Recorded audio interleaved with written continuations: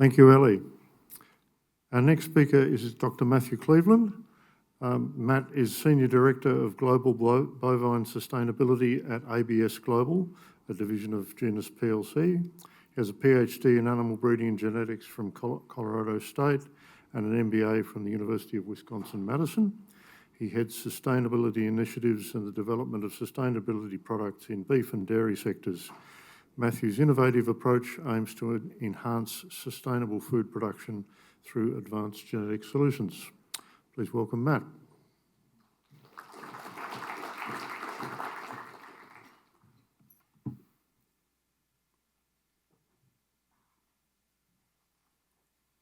All right, thanks, Rob. As Rob said, I work for ABS, and just so you're aware of who ABS is, I think not all of you in the room may know, we are a global genetic improvement company, and we market beef and dairy genetics in more than 80 countries around the world.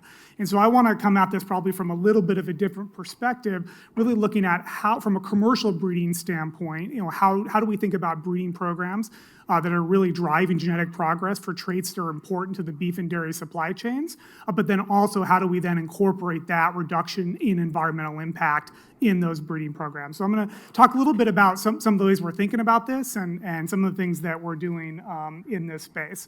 Now, of course, we saw this figure earlier today. It came out in the FAO report in 2023. And I was happy to hear Secretary Ross say this morning that genetics is the way forward. That was pretty exciting. But I don't think I'm being too bold in saying that, I think we believe that genetic innovation is the most important intervention for permanent emissions reductions in livestock. And I say that for a couple of different reasons, right? So we've implemented genetic improvement. We've been implementing genetic improvement for many, many generations around the world. And genetic improvement really drives the things that are important to our producers around the world. It enables more profitability, but most importantly, and what we've already heard, I think Yvette said it earlier too, is that the improvements that we make are both cumulative and permanent, and that's a really critical part of that.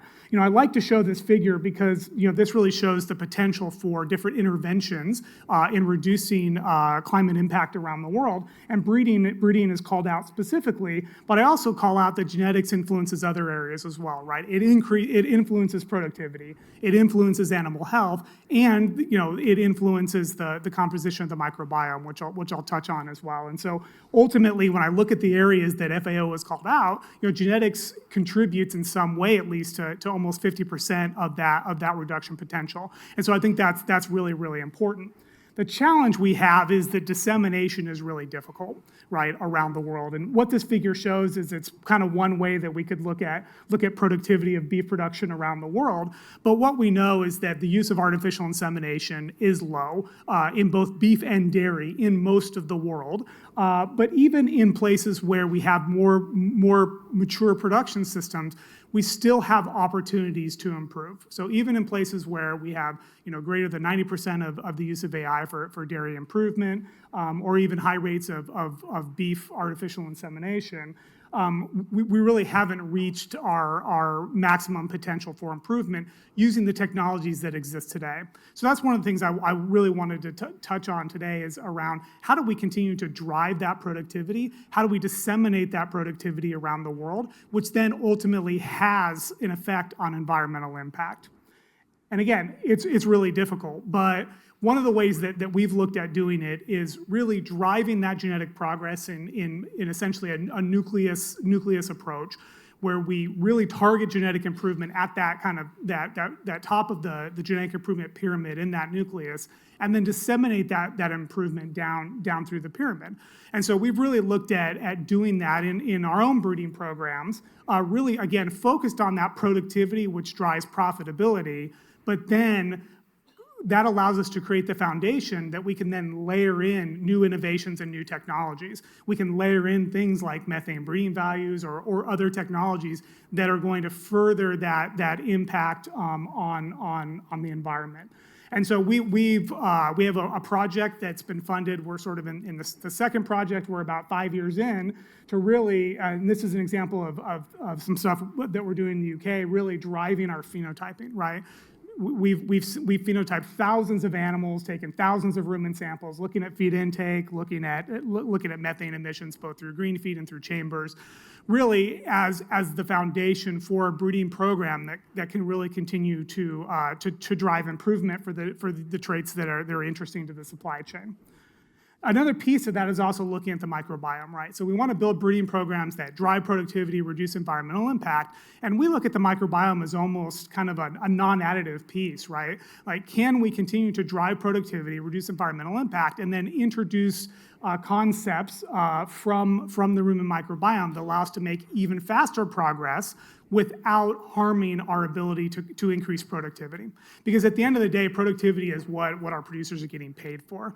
And so we've got a project in partnership with SRUC, with Professor Rainer Rowe in the UK, that's really looking at how do we use the host genetic control, how do we select for that composition of the rumen microbiome, and then understanding the relationship between all of those pieces, the genetic relationship between that microbial abundance in the rumen, methane emissions, and other production traits. And we see a lot of opportunity here for this to really drive genetic improvement forward.